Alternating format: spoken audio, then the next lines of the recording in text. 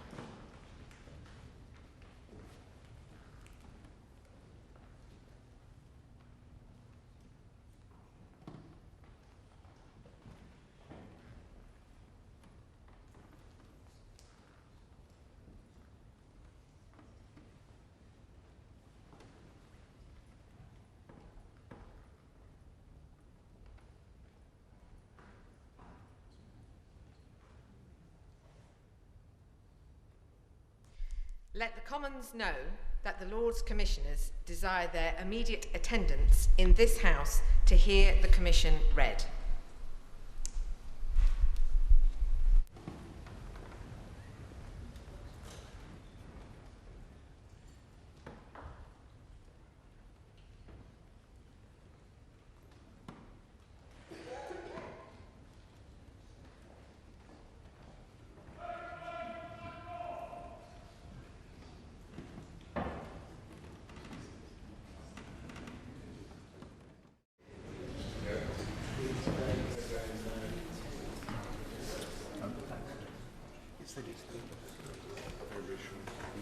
I don't think we should send it anyway.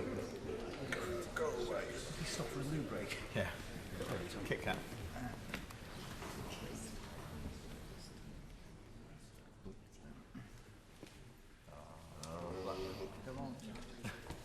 Appropriate dress. Much better than Mother Patlin. Yeah. Much better. Well, it's not difficult, is it?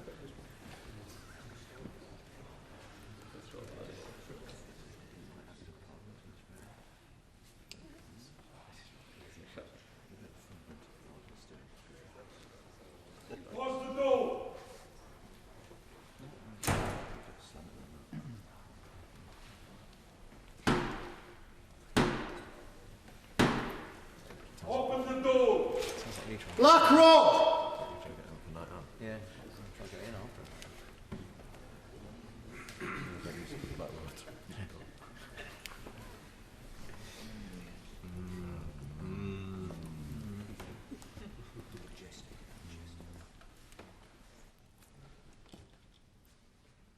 Mr. Speaker, the Lords who are authorised by virtue of Her Majesty's Commission to declare Her Royal Assent to acts passed by this Parliament, by both Houses, and who are authorised to declare the prorogation of Parliament, require the presence of this Honourable House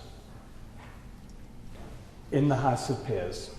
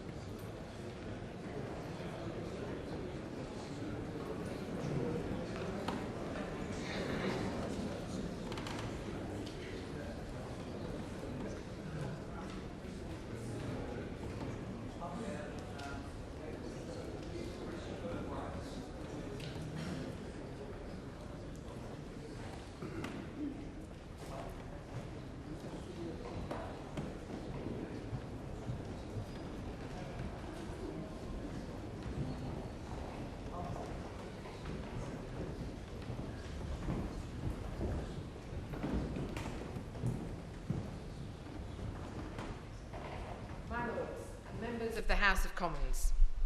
Her Majesty, not thinking fit personally to be present here at this time, has been pleased to cause a commission to be issued under the Great Seal and thereby given her royal assent to diverse acts, the titles whereof are particularly mentioned, and by the said commission has commanded us to declare and notify her royal assent to the said several acts in the presence of you, the Lords and Commons assembled for that purpose, and has also assigned to us, and the Lords directed, full power and authority in Her Majesty's name to prorogue this present Parliament, which commission you will now hear read.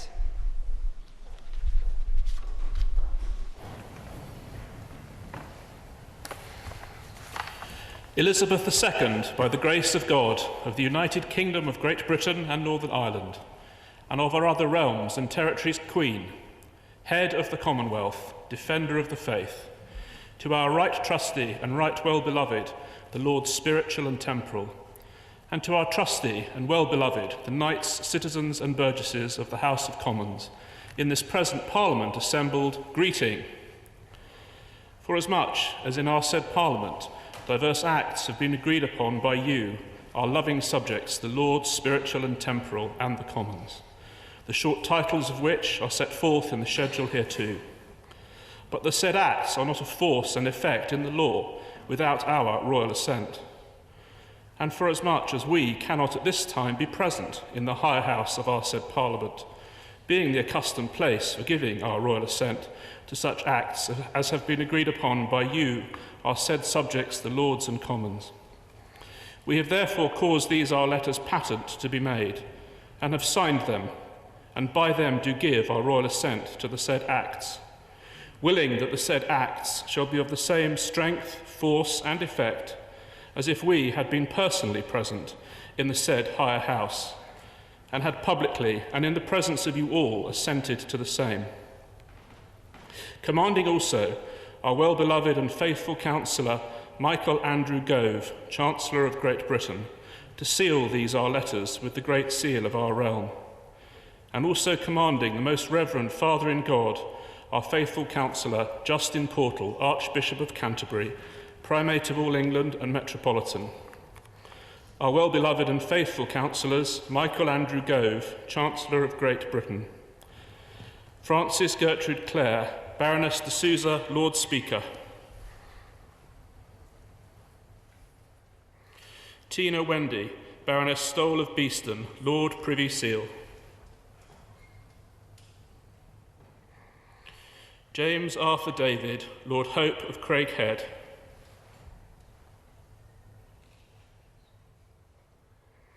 James Robert, Lord Wallace of Tankernes,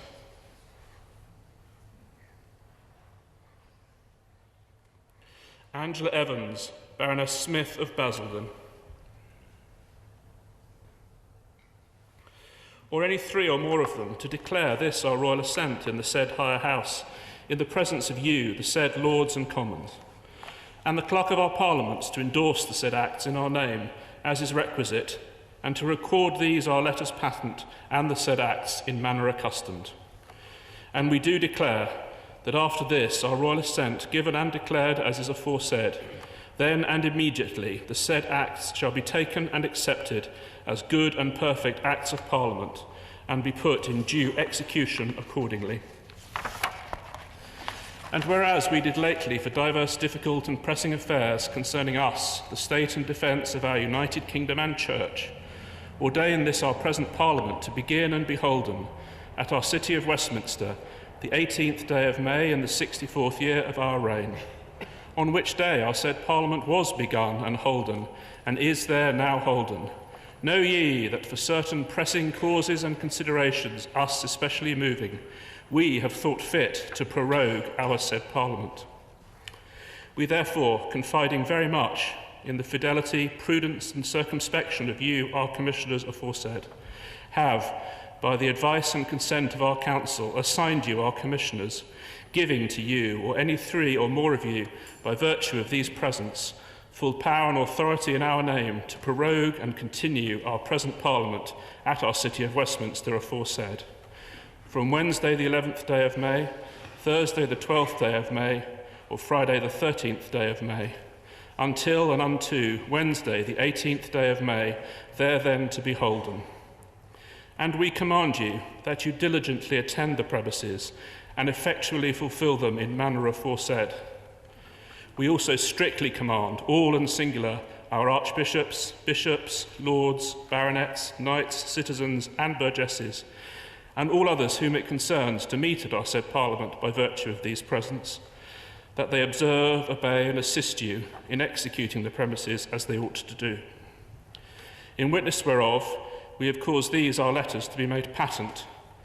Witnessed ourselves at Westminster, the 12th day of May, in the 65th year of our reign, by the Queen herself, signed with her own hand.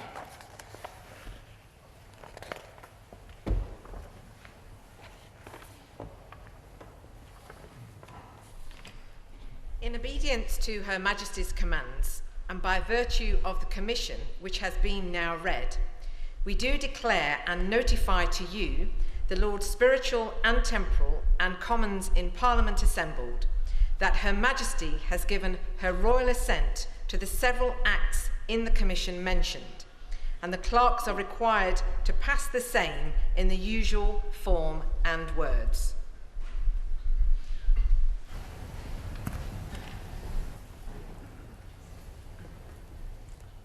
Driving Instructors Registration Act.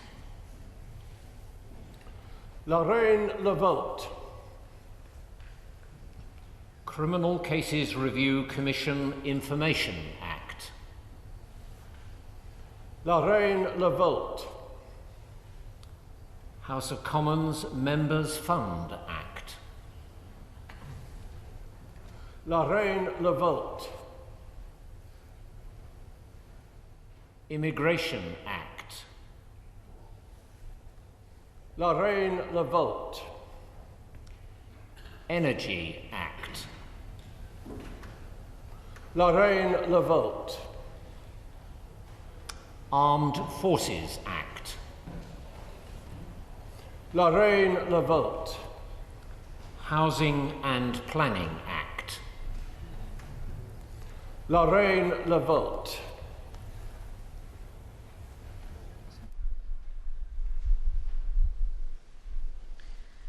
My Lords and members of the House of Commons, we are commanded to deliver to you Her Majesty's speech in Her Majesty's own words.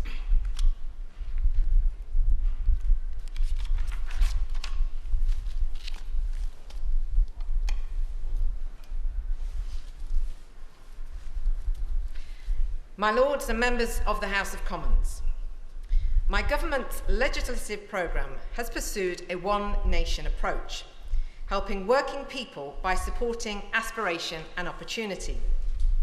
My ministers have continued in their long-term plan to deliver economic stability and security at every stage of life. To this end, work has continued to bring the public finances under control and to reduce the deficit. To support working people, legislation was passed to guarantee that key taxes would not rise during this Parliament, to ensure that those working 30 hours a week on the national minimum wage will not pay income tax, and to increase the provision of free childcare to working families. To support aspiration and opportunity, legislation was passed to grant housing association tenants the right to own their home. My ministers have pursued policies to reform the welfare system to modernise and deliver equity to taxpayers, including measures to cap welfare payments. In the first year of this Parliament, my ministers have driven forward important constitutional reforms. Landmark legislation was enacted to enable a referendum on membership of the European Union to be held later this year. My government has sought to develop a productive working relationship with the devolved administrations. In relation to Scotland, legislation was passed to implement the recommendations of the Smith Commission, devolving substantial new powers to the Scottish Parliament. A draft bill was published setting out a new framework for devolution in Wales in accordance with the St David's Day Agreement. Legislation was enacted to implement the Fresh Start Agreement and reform the welfare system in Northern Ireland. With regard to England, groundbreaking legislation was passed which will allow significant powers to be devolved to directly elected mayors, helping to create a northern powerhouse. In the House of Commons, changes have been implemented to create fairer procedures to ensure that decisions affecting England or England and Wales can only be taken with the consent of the majority of members of Parliament representing constituencies in those parts of our United Kingdom. Modernising the public services continues to be a priority for my ministers.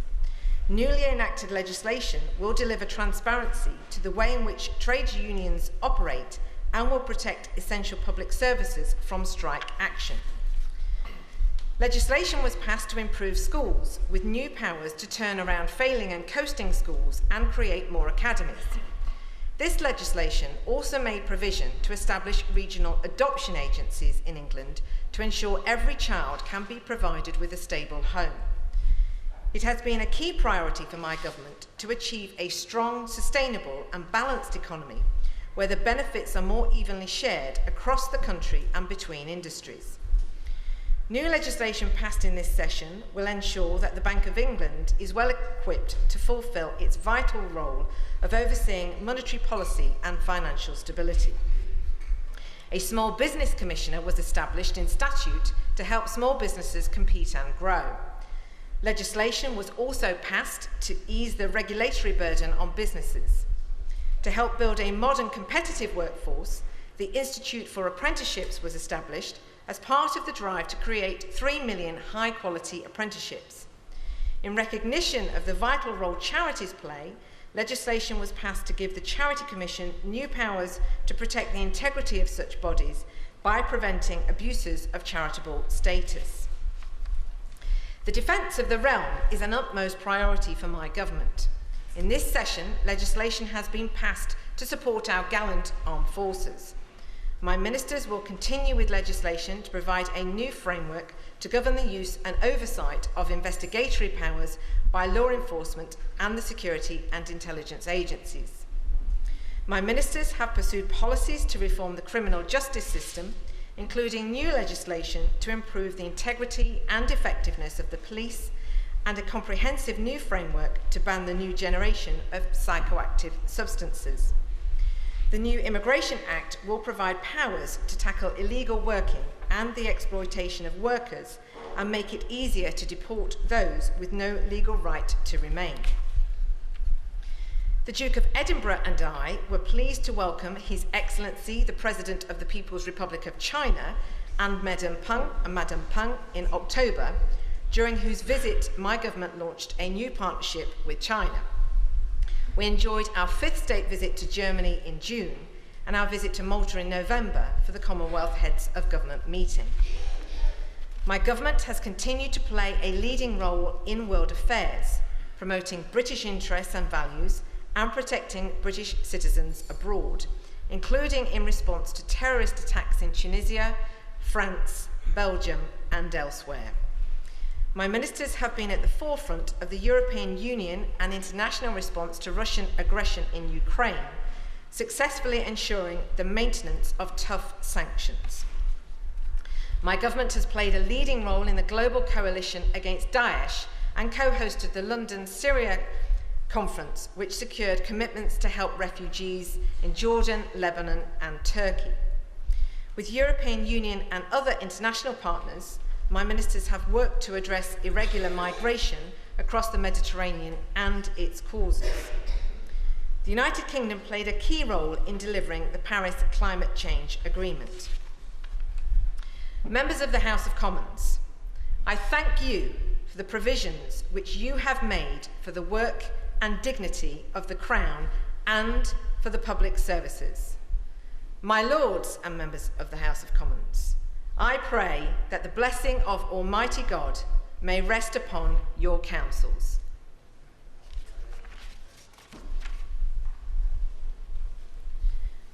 My Lords and members of the House of Commons, by virtue of Her Majesty's Commission, which has now been read, we do, in Her Majesty's name, and in obedience to Her Majesty's commands, prorogue this Parliament to the 18th day of May, to be then here holden, and this Parliament is accordingly prorogued to Wednesday, the 18th day of May.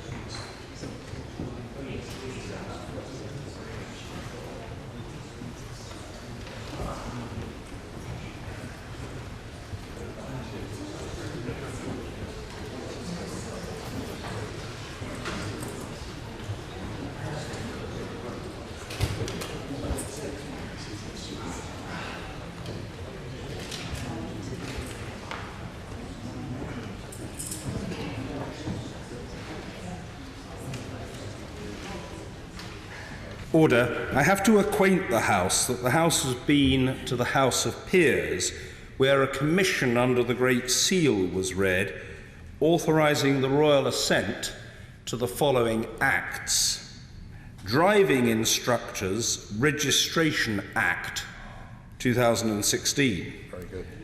Criminal Cases Review Commission Information Act 2016. House of Commons Members Fund Act 2016. Immigration Act 2016. Energy Act 2016.